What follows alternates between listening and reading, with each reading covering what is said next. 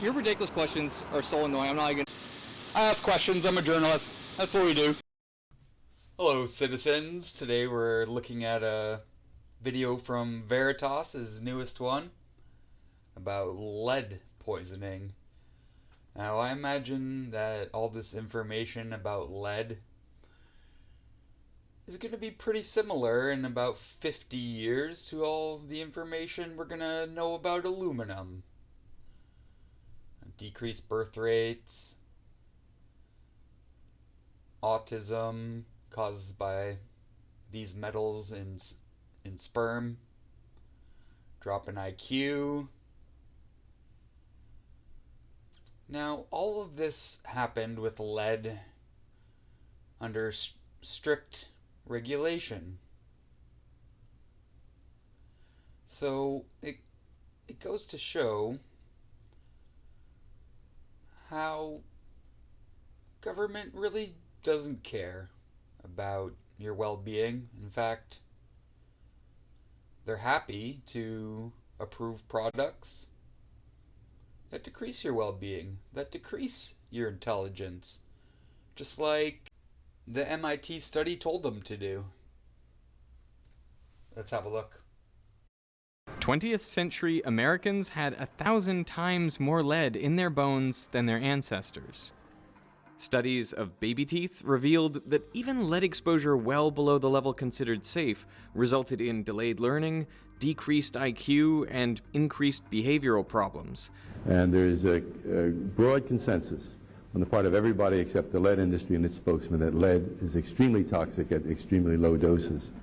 A follow-up study showed that those with higher levels of lead in their baby teeth were many times more likely to fail out of high school. As a result of studies like these, the CDC's guidelines for the acceptable level of lead in children's blood dropped from 60 micrograms per deciliter down to 3.5. And as far as we know today, there is no safe level of lead.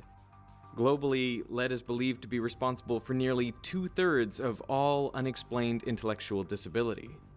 According to a study published in 2022, more than half of the current US population, that's 170 million people, were exposed to high levels of lead in early childhood. Those born between 1951 and 1980 are disproportionately affected. Still feel protected? Still feel like your children are being protected?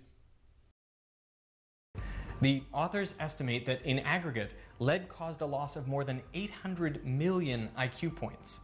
The world is less intelligent today because of leaded gasoline. But there are even more troubling correlations.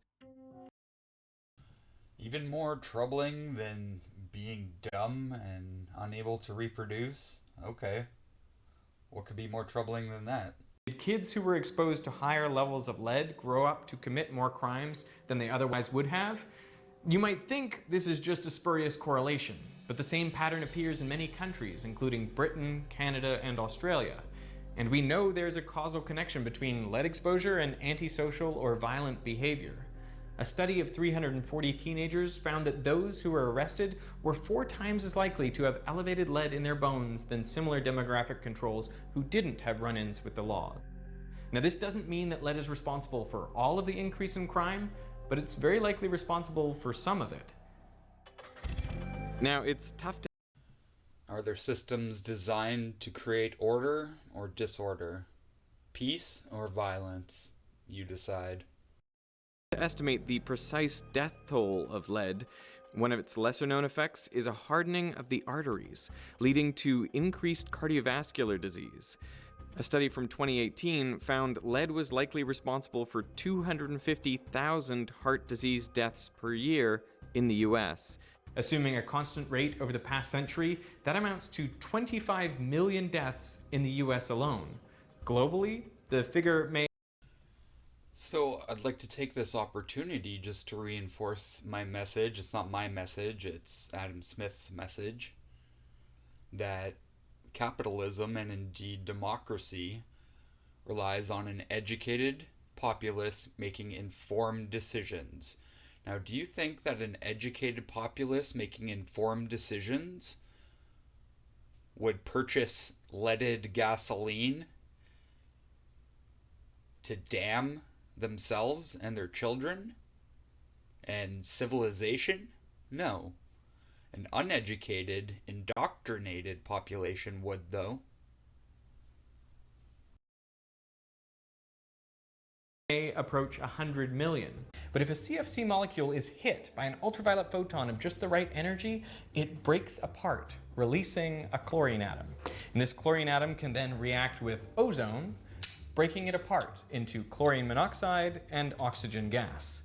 The result was another environmental disaster, the hole in the ozone layer. With less ozone, more UV light penetrates the atmosphere, increasing the rates of skin cancer and cataracts. Plus, CFCs are potent greenhouse gases. Yeah, not more UV light, but different kinds of UV light as well. Per kilogram, they produce 10,000 times more warming than CO2. The historian John McNeill wrote that Midgley had more impact on the atmosphere than any other single organism in Earth's history. But leaded gas is still used, by the way, in piston-driven airplane engines. That's now the largest source of lead emissions into the air in the US. You will observe with concern how long a useful truth may be known and exist. So those people recreating are still producing lead in the air. Wonderful. Way to party on the Titanic, people. This pod's face. Before it is generally received and practiced on. We can no longer afford to be complacent as a civilization.